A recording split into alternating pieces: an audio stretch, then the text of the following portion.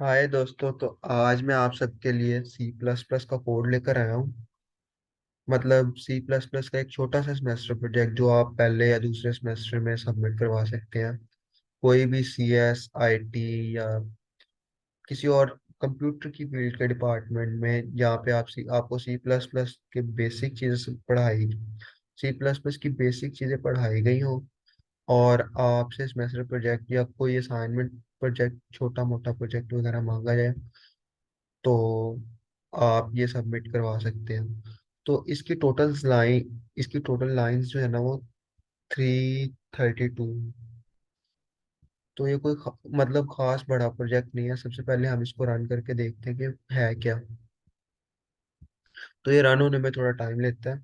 तो मैं आपको बता देता हूँ कि इसमें होता क्या है। तो इसमें ना स्टूडेंट्स का डाटा लिया जाता है, जैसे स्टूडेंट का नाम हो गया, उसका फोन नंबर हो गया, उसका क्लास नेम, उसका मतलब इस तरह का डाटा लिया जाता है। तो हम कोड को रन करके देखते हैं कि क्या क्या डाटा लिया जाता है। तो सबसे पहले मैं आपको कोड चला कर दिखाता हूँ कोड कैसे वर्क करता है। उसके बाद हम इसके क्या होता है बैक एंड पे कोड को देखेंगे और समझेंगे कि हमने बैक एंड पे क्या किया हुआ है। अभी मैंने ये कंसोल विंडो खोली हुई है, ब्लैक कलर की स्क्रीन जो आपको नजर आ रही है। इसमें आपको ये 5 चीजें शो हो रही हैं, जिसमें प्रेस 1 पे डाटा एंट्री किया जाता है, प्रेस 2 पे डाटा शो किया जाता है, प्रेस 3 पे स्टूडेंट का डाटा सर्च किया जा सकता है, प्रेस 4 पे अपडेट किया जा सकता है, और प्रेस 5 पे डिलीट किया जा सकता है। जैसे हम 6 को प्रेस करेंगे, ऑटोमेटिकली ये ब्लैक कलर की स्क्रीन खुद ब खुद खत्म हो जाएगी। मतलब कोड चलना बंद हो जाएगा, ब्लैक कलर की स्क्रीन वैसी रहेगी। जैसे मैं 6 पे क्लिक करता हूँ तो कोड चलना बंद हो गया, इसके आगे मैं कोड नहीं लिख सकता। ठीक है। तो अभी मैं दोबारा F11 दबा के या इस बटन पे क्लिक करके कोड को दोबारा रन करता हूँ। बेसिकली ये कोड है कि किसी भी स्टूडेंट का आपने डाटा लेना है और डाटा एंटर करवाना है, और उसके बाद उस डाटा में चेंजिंग वगैरह कर सकते हैं। अभी मैं प्रेस 1 करता हूँ तो मेरे से पूछा जा रहा है कि आप कितने स्टूडेंट्स का डाटा एंटर करवाना चाहते हैं। तो मैं बताता हूँ कि मैंने 2 स्टूडेंट्स का डाटा एंटर करवाना है। तो सबसे पहले मैंने जब 2 लिखा, तो सबसे पहले उसने कहा कि स्टूडेंट 1 का डाटा है, आप इसमें सबसे पहले नाम को एंटर करें। तो मैं कोई भी नाम एंटर कर देता हूँ, जैसे नेम है अली। तो मैंने अली को एंटर किया। उसके बाद मेरे से डिपार्टमेंट नेम पूछ रहे हैं, तो मैंने डिपार्टमेंट का नेम CS कर दिया। उसके बाद रूम नंबर पूछ रहे हैं, रूम नंबर मैंने कर दिया 012। उसके बाद रोल नंबर पूछा जा रहा है, रोल नंबर मैं रख देता हूँ 1। उसके बाद कॉन्टैक्ट नंबर में कुछ भी रख दो। मैं रैंडम कुछ नंबर लिख दिया मैंने, तो मैं इंटर करता हूँ। तो ये मेरा डाटा सक्सेसफुली इस कोड के अंदर सेव हो गया। तो अभी स्टूडेंट 2 का डाटा मांग रहे हैं, तो इसमें मैं अपना नाम लिख देता हूँ, वहाब। बाय द वे ये मेरे चैनल का नाम भी है, अब्दुल वहाब 078। तो आप मेरे चैनल को सब्सक्राइब भी कर लें। करना है तो कर लें, नहीं करना तो ना करें, मुझे फर्क नहीं पड़ता। तो नाम वहाब, डिपार्टमेंट नेम, डिपार्टमेंट मेरा डिपार्टमेंट जो है वो CS का है, तो मैं CS लिख लेता हूँ। रूम नंबर कोई भी लिख लो, 13 लिख लेते हैं, और रोल नंबर 2 कर लेते हैं। और कॉन्टैक्ट नंबर कोई भी दे दो, रैंडम नंबर दे दिए। अच्छा, अभी 2 स्टूडेंट का डाटा सक्सेसफुली इसके अंदर स्टोर हो गया है। अभी मैं चाहता हूँ कि मैं डाटा शो हो मेरा। तो मैं 2 को प्रेस करता हूँ, तो मुझे 2 स्टूडेंट्स का डाटा शो हो गया। इधर लिखा हुआ आज स्टूडेंट्स डाटा। तो दो दो स्टूडेंट्स का डाटा शो हो गया। अभी वो अभी मैं तीसरा जो है फंक्शन, मतलब ये जो 3 है, इसको प्रेस करके देखते हैं कि 3 में क्या है। तो 3 को जैसे मैंने प्रेस किया, तो वो कह रहे हैं कि डाटा को आप सर्च करें। मतलब स्टूडेंट का डाटा आप सर्च कर सकते हैं रोल नंबर से।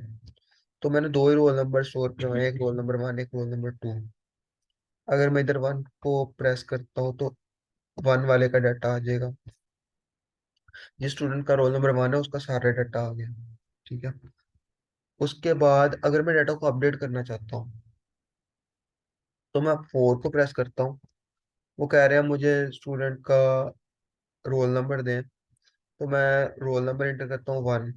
तो वो कह रहे हैं कि जो जिस स्टूडेंट का रोल नंबर 1 है ना, उसका ये वाला डाटा है। और आप उसका न्यू नेम, न्यू डिपार्टमेंट, मतलब कोई भी उसका डाटा अगर आप एडिट करना चाहते हैं, अपडेट करना चाहते हैं, तो इधर लिखें। तो मैं नाम को एडिट तो नहीं करना चाहता, तो मैं इधर लिख देता हूँ नेम वैसे का वैसे ही अली। उसके बाद मैं डिपार्टमेंट चेंज इसका करना चाहता हूँ, डिपार्टमेंट में C S C I T करना चाहता हूँ, तो मैं इधर आईटी लिख देता हूँ। उसके बाद इसका जो रूम नंबर है, रूम नंबर कर देता हूँ 016।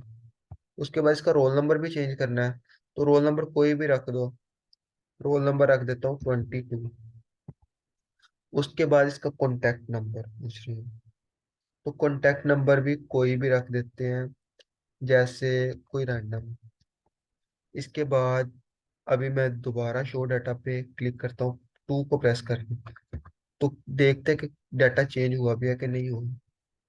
जैसे मैंने 2 को प्रेस किया, तो स्टूडेंट 1 का डाटा में रोल नंबर 22 हो गया, डिपार्टमेंट नेम आईटी हो गया।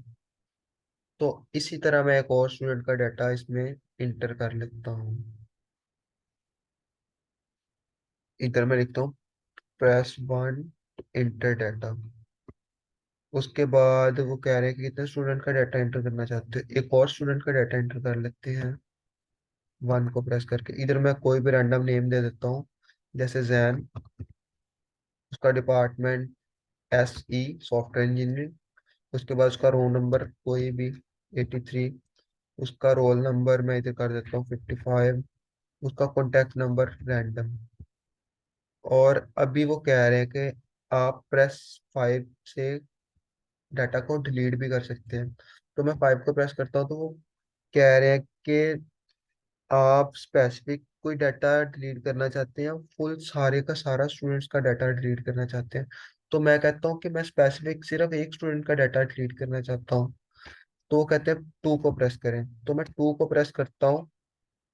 तो कह रहे हैं, मतलब कोड कह रहा है कि आप रोल नंबर प्रोवाइड करें।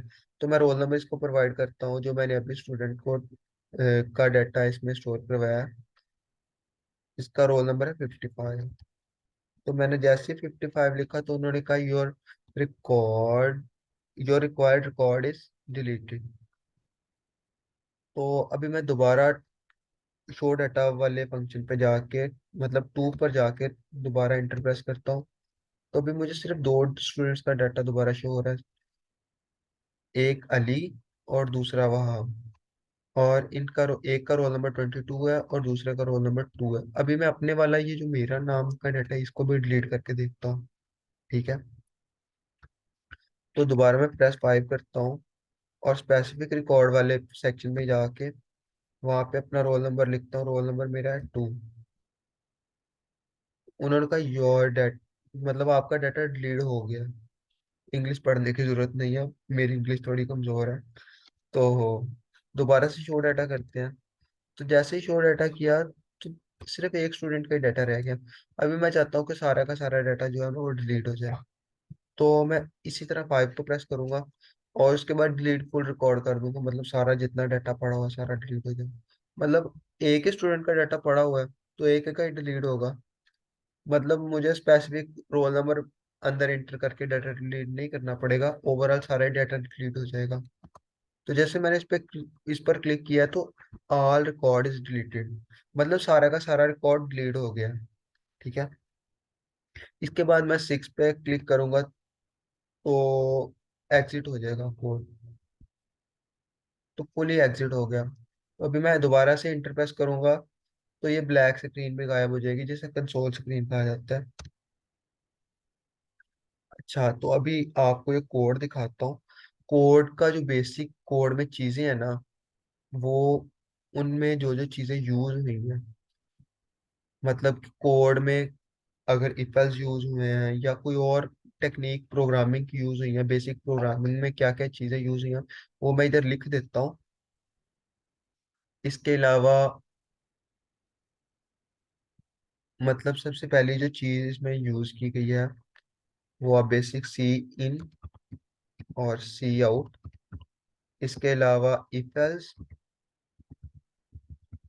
अगर आपको ये मैं चीजें इसलिए लिख रहा हूँ कि अगर आपको इनमें से कोई भी चीज नहीं आती, तो आप गूगल पर जाकर इस मतलब इसके बारे में पढ़ें, इसके बारे में मतलब नॉलेज लें, और फिर आपको इस कोड की समझ आएगी। ये जो मैंने छोटा सा प्रोजेक्ट बनाया है, इसमें सीन सी आउट है, इफ एल्स है, उसके बाद इफ एल्स में नेस्टेड इफ एल्स भी आ गया, उसके बाद लूप्स,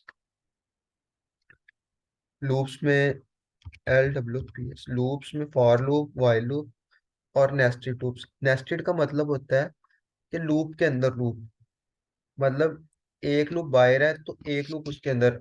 और नेस्टेड इफ एल्स का भी यही मतलब होता है कि एक इफ एल्स अगर एक इफ बाहर है तो उसके अंदर एक और इफ लगा हुआ है। ठीक है। उसके बाद लूप्स के बाद आपको अरेज के बारे में काफी अच्छा नॉलेज होना चाहिए इस प्रोजेक्ट को बनाने के लिए या इस प्रोजेक्ट को समझने के लिए। अगर आप इस प्रोजेक्ट में कोई अपनी तरफ से चेंजिंग करना चाहते हैं, तो आपको ये सारी चीजें आनी चाहिए। तो मैं इसमें अरेज को भी ऐड कर देता हूँ। उसके अलावा मैंने इसमें क्लासेस का तो बिल्कुल यूज नहीं किया। अरेज के अलावा आपको स्विचेस का पता होना चाहिए कि स्विच किस लिए यूज होते हैं। SWITCH, स्विचेस या स्विच। उसके अलावा आपको फंक्शन के बारे में पता होना चाहिए कि फंक्शन क्यों यूज होते हैं। FUNCTION। तो ये पांच छह चीजें हैं जिनके बारे में आपको बेसिक नॉलेज होना चाहिए, तभी आप ये प्रोजेक्ट समझ सकते हैं अच्छी तरह से। ठीक है। चलिए, अभी हम समझना, आपको मैं समझाना स्टार्ट करता हूँ। स्क्रीन शेयर करते हैं दोबारा।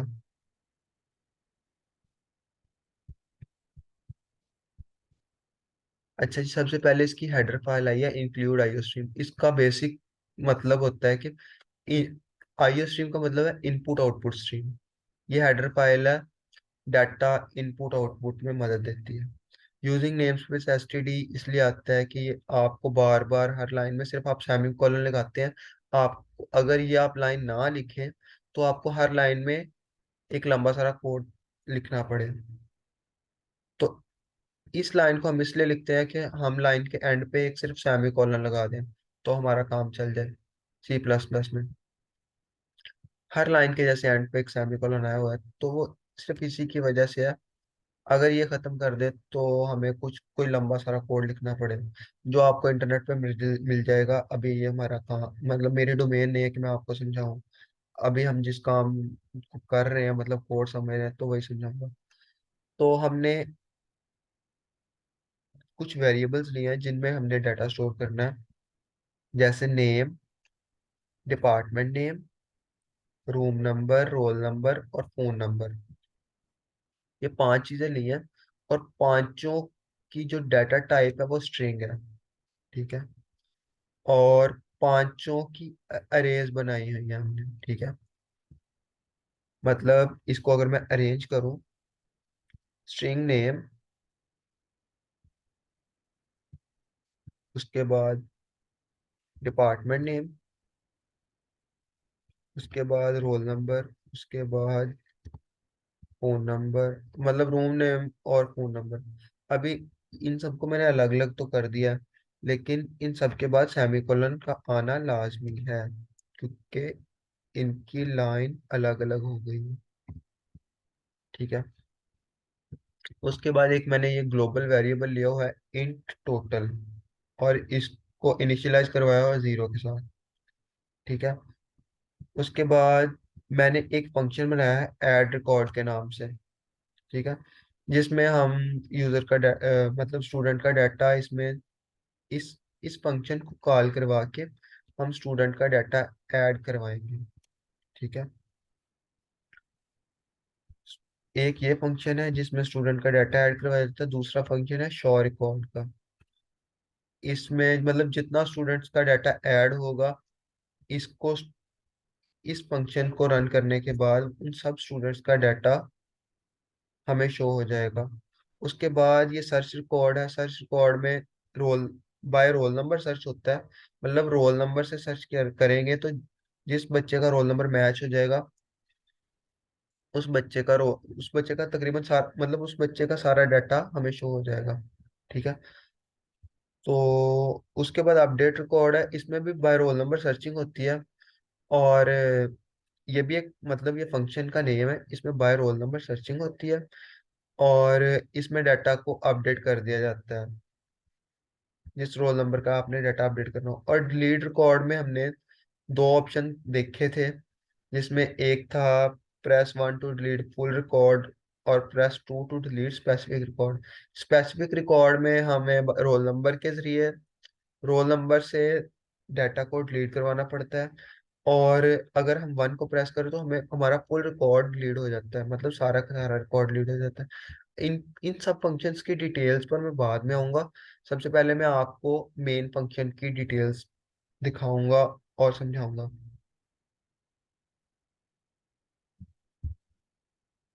मेन फंक्शन में हमने सबसे पहले इंट को यूज किया, ओ इंट के नाम का एक वेरिएबल लिया है, जिसकी डाटा टाइप इंट है और उसका नाम वैल्यू है। उसके बाद हमने एक वाइल लूप लिया है। वाइल लूप के अंदर हमने ये पांच ये छह चीजें ली हैं, मतलब 6 बार सी आउट करवाया है। और उसमें अगर वन प्रेस करोगे तो डाटा इंटर करवा सकते हो, टू प्रेस करोगे डाटा शो करवा सकते हो, थ्री प्रेस करोगे तो डाटा सर्च करवा सकते हो, फोर प्रेस करोगे डाटा अपडेट करवा सकते हो, और फाइव प्रेस करोगे तो डाटा डिलीट करवा सकते हो। तो इसको मैंने स्विच में यूज किया। इधर ऊपर हमने एक वेरिएबल लिया हुआ था इंट के नाम से। जो भी आप one two three four five six में प्रेस करोगे तो वो वैल्यू में जाके स्टोर हो जाएगा। ठीक है। और वैल्यू को मैंने स्विच में यूज किया है। अगर वैल्यू वन होगी तो हमारा ऐड रिकॉर्ड वाला फंक्शन चल जाएगा। ठीक है। अगर वैल्यू टू होगी तो हमारा शो रिकॉर्ड वाला फंक्शन चल जाएगा। अगर वैल्यू थ्री होगी, मतलब अगर हम थ्री प्रेस करेंगे तो सर्च रिकॉर्ड चल जाएगा। इसी तरह अगर फोर और फाइव प्रेस करेंगे तो हमारा अपडेट और डिलीट रिकॉर्ड वाला भी चल जाएगा। और अगर हम सिक्स को मतलब सिक्स प्रेस करेंगे तो हमारा मतलब कोड बिल्कुल एंड हो जाएगा, कोड बंद हो जाएगा, कोड खत्म हो जाएगा। और इसके अलावा अगर हम कोई भी वैल्यू को पास करते हैं, मतलब सेवन को पास करते हैं, एट पास करते हैं, मतलब कोई भी इंटीजर पास करते हैं, तो ये हमें कह देगा कि मतलब कोड हमें कह देगा कि आपने इनवैलिड इनपुट दी है, आप दोबारा से सही इनपुट दें। और ये आप देख रहे होंगे कि हर केस के बाद मैंने एक ब्रेक का वेरिएबल लगाया है। एक ये छोटा सा फंक्शन है ब्रेक का। इसका वर्क ये है कि जैसे ही मतलब कि ये मतलब जैसे ही ये फंक्शन रन होगा, फंक्शन रन होने के बाद जैसे ही ब्रेक लगेगी, मतलब ब्रेक का फंक्शन वर्क करेगा, ये कोड हमें वापस इस वाइल लूप के की बॉडी के अंदर ले आएगा। ठीक है। वाइल लूप की बॉडी के अंदर हमारे पास दोबारा से यही पांच छह ये जो चीजें हैं, मतलब प्रेस वन इंटर, मतलब ये जो हमारा मेन मेन्यू बना हुआ है ना, इसमें ले आएगा।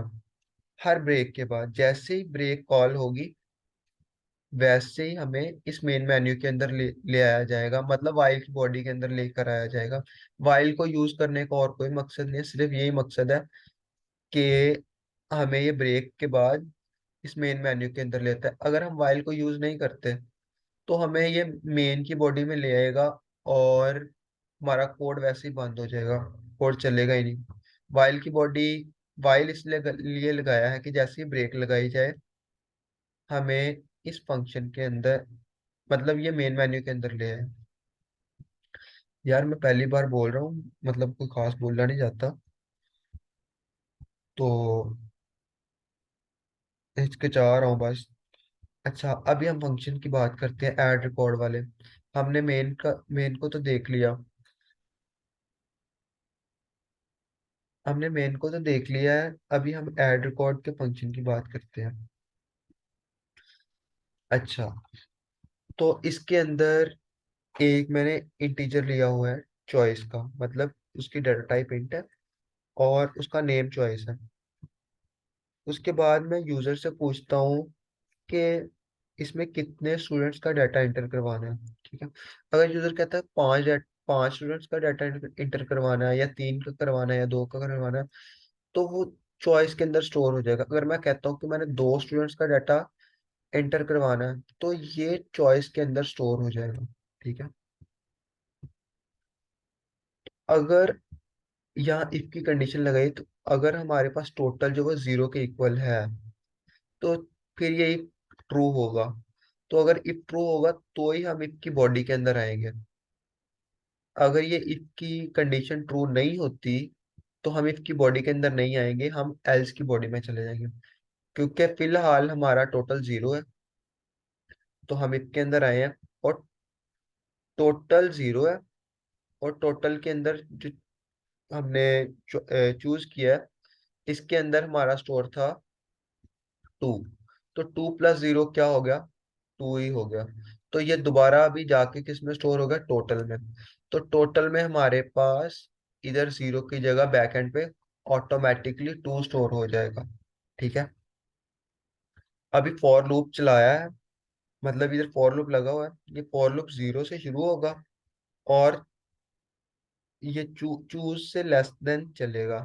मतलब इधर लेस देन चूज की कंडीशन लगी हुई, आई लेस देन चूज। तो मतलब जीरो से चलेगा, और चूज में टू है, जीरो वन, सिर्फ जीरो और वन तक चलेगा, क्योंकि लेस देन चूज है। अगर less than equal to choose होता, तो जीरो वन टू तीन बार चलता ये वाला कोड, मतलब ये वाला फॉर लूप।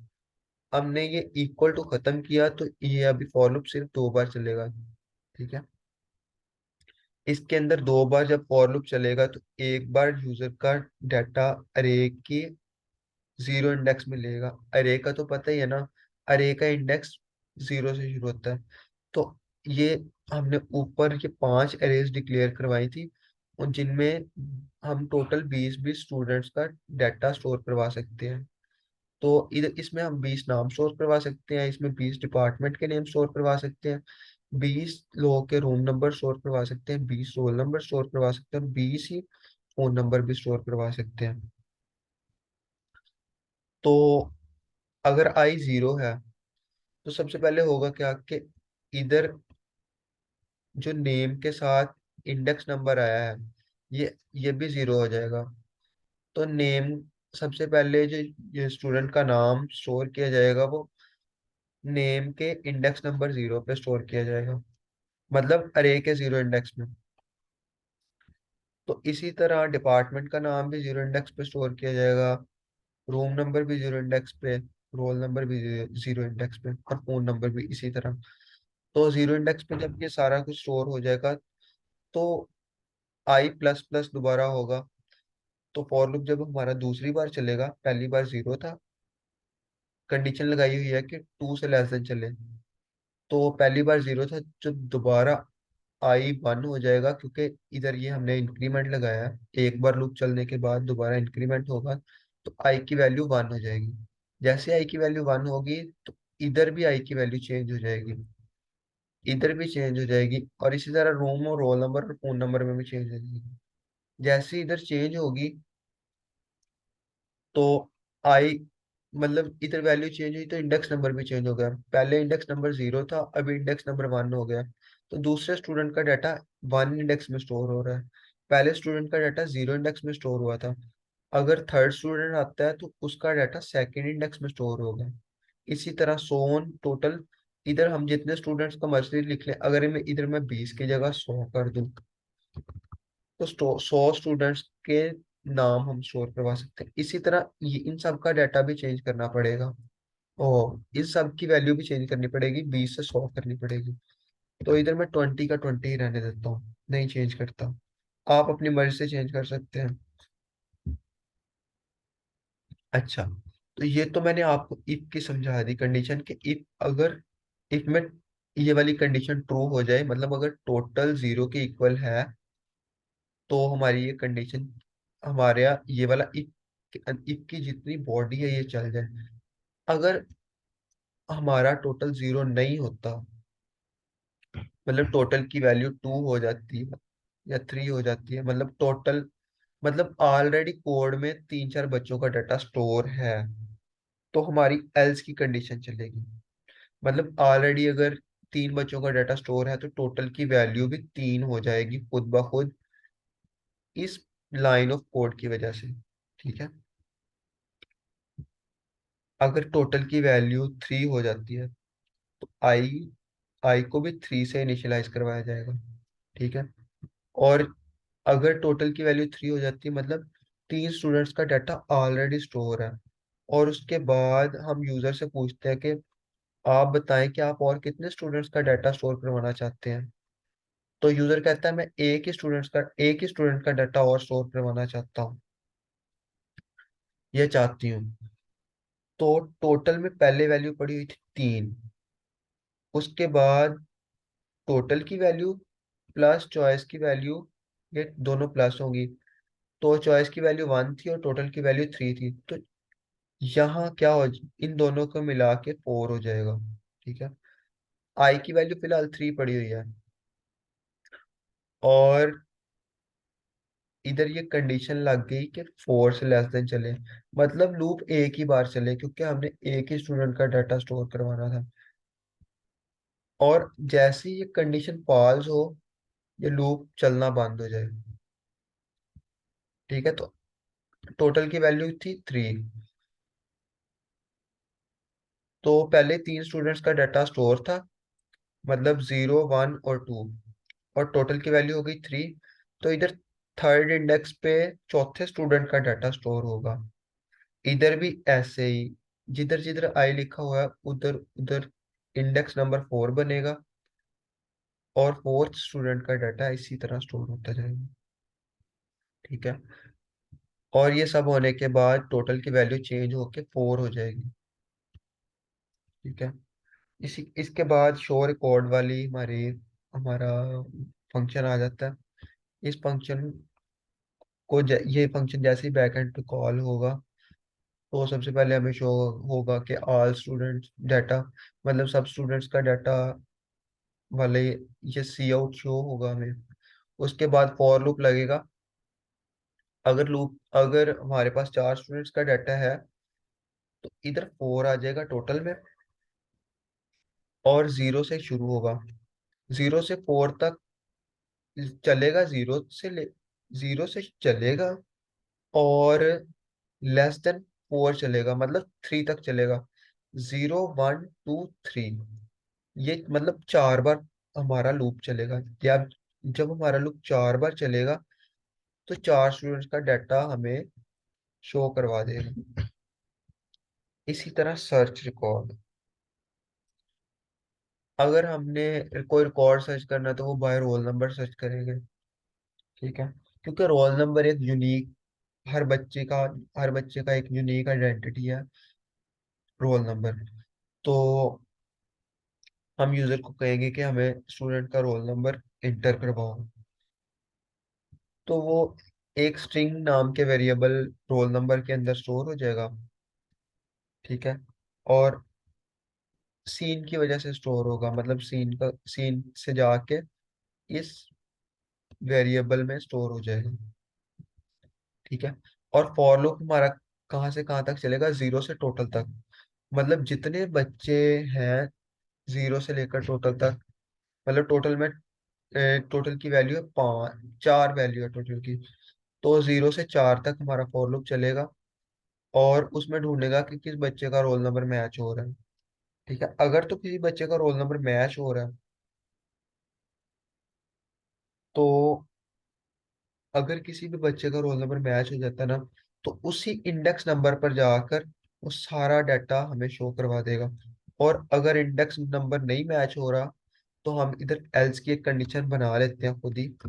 एल्स मतलब कि अगर रोल नंबर शो नहीं हो रहा, तो सी आउट करवा दे, you enter a wrong roll number,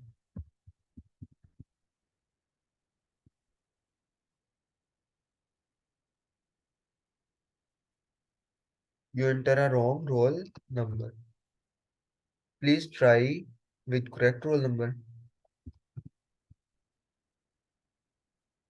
please try with correct, roll number. तो इस पे हम हैंडल भी लगा देते हैं, और इसको थोड़ा सा सॉरी, इसको हम थोड़ा सा खूबसूरत बनाने के लिए इधर लगा देते हैं ये स्टार्स। अच्छा जी। तो इधर हमने एल्स की कंडीशन भी लगा दी कि अगर रोल नंबर नहीं मिलता तो आपने ये वाला कमेंट पास करवा देना है, मतलब ये वाला सी आउट आपने दिखा देना है। यार मैं थोड़ा पानी पी लूं, भाग गया हूँ बोल बोल के। अच्छा जी, अभी अपडेट रिकॉर्ड की बारी। अपडेट रिकॉर्ड में भी वही सारा कुछ होगा, जैसे मतलब सेम वैसा ही जैसे जैसे यूज हुआ है इसमें सर्च रिकॉर्ड में। तो अब हम अपडेट रिकॉर्ड में आते हैं। इसमें लिखा हुआ है कि इसमें भी रो बाय रोल नंबर ही स्टूडेंट का डाटा सर्च किया जाएगा, और जैसा सर्च रिकॉर्ड में किया गया है फॉर लूप लगा के, और इफ लगाया हुआ था, और अगर रोल नंबर मैच कर जाता है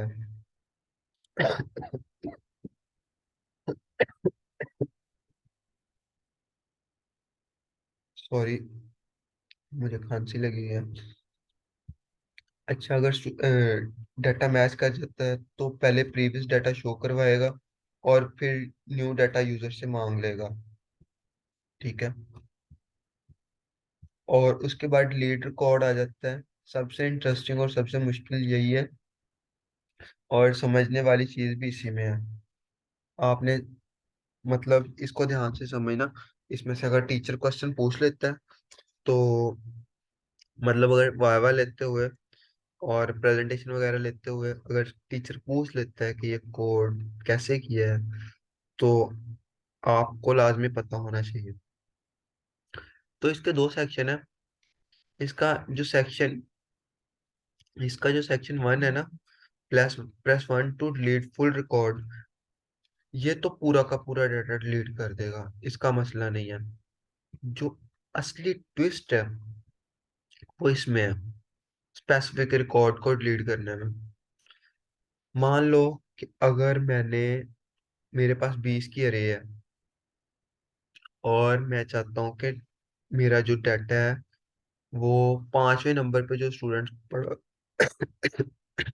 जो पांचवें नंबर पे स्टूडेंट पढ़ा हुआ है ना, उसका डाटा डिलीट हो जाए। मतलब इंडेक्स नंबर 4 पर अगर कोई स्टूडेंट पढ़ा हुआ है तो उसका डाटा डिलीट हो जाए। तो इंडेक्स नंबर 4 का अगर डाटा डिलीट हो जाए तो क्या होगा, ये मैं आपको समझाता हूँ व्हाइट बोर्ड पर। इधर मैं जाता हूँ शेप्स में, और शेप्स को ट्राई करते हैं। नहीं, ये शेप नहीं ठीक। ड्राइंग में गए, और ये शेप ठीक है। ठीक है। इधर मैं अरे बना लेता हूँ 10 की।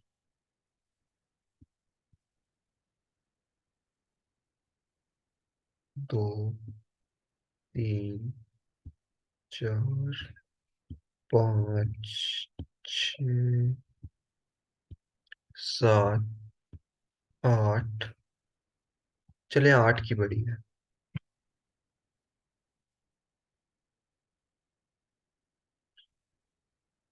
इनको मतलब आपने समझना है कि ये साथ साथ जुड़े हुए हैं। ठीक है। ये सारे आपस में साथ साथ जुड़े हुए हैं, मतलब मुझे लिखने की जरूरत नहीं है। इसमें मैं टेक्स्ट लिख देता हूँ कि इसमें स्टूडेंट 1 का डाटा पड़ा हुआ है, 1। या फिर इसका इंडेक्स नंबर जो है वो 0 है। ठीक है। इसका इंडेक्स नंबर 1 है। इसका इंडेक्स नंबर 2 है। इसका 3, फोर, फाइव, सिक्स और सेवन। चलें, अब इसको फिल भी कर देते हैं। इसमें भी डाटा पड़ा हुआ है, इसमें भी डाटा पड़ा हुआ है, इसमें भी, इसमें भी, इसमें भी, इसमें भी और इसमें भी। मान लो कि मैं इसका जो डाटा है ना, उसको कर देता हूँ डिलीट। ठीक है। इस ओहो, फोर भी रेज हो गया। चले, मैं इधर फोर लिख देता हूँ, इसका डाटा मैं डिलीट कर देता हूँ। तो ये वाला इंडेक्स नंबर तो खाली हो गया। तो ये जो बाकी इंडेक्स नंबर पड़े हुए हैं, इंडेक्स फाइव का डाटा इंडेक्स फोर में वापस आ जाना चाहिए, इंडेक्स सिक्स का डाटा इंडेक्स फाइव में आ जाना चाहिए, और इंडेक्स सेवन का डाटा इंडेक्स सिक्स में आ जाना चाहिए। अगर इंडेक्स फोर का डाटा डिलीट हो जाता है, जैसे कि इधर मैं टेक्स्ट पे, इधर आ जाए इंडेक्स फाइव का डाटा, इधर आ जाए इंडेक्स सिक्स का डाटा, इधर आ जाए इंडेक्स सेवन का डाटा, और इंडेक्स सेवन का जो डाटा है इधर से खाली हो जाए, इसको हम कर देते हैं इरेज। ठीक है। कंट्रोल जी, मतलब ये जो इंडेक्स सेवन का डाटा है ये बिल्कुल खाली हो जाए, और शुरू वाली जितनी भी शुरू वाले जितने भी इंडेक्स है ना, उनमें जो जो डाटा, उनमें सारा डाटा, वो सारा डाटा से भर जाए। और डाटा जो फ्री हो, मतलब अगर नेक्स्ट स्टूडेंट ने अपना डाटा इंटर करना है तो नोड नंबर और वो इंडेक्स नंबर सेवन पर अपना डाटा स्टोर करवाए। तो यही काम हमने इसमें किया हुआ है, कोड में। कोड की तरफ चलते हैं। तो अगर स्टूडेंट टू को प्रेस करे तो उसका रोल नंबर मांगा जाए। रोल नंबर जैसे ही स्टूडेंट इंटर करे तो सबसे पहले उसको मैच किया जाए कि वो रोल नंबर है भी है कि नहीं। अगर रोल नंबर है,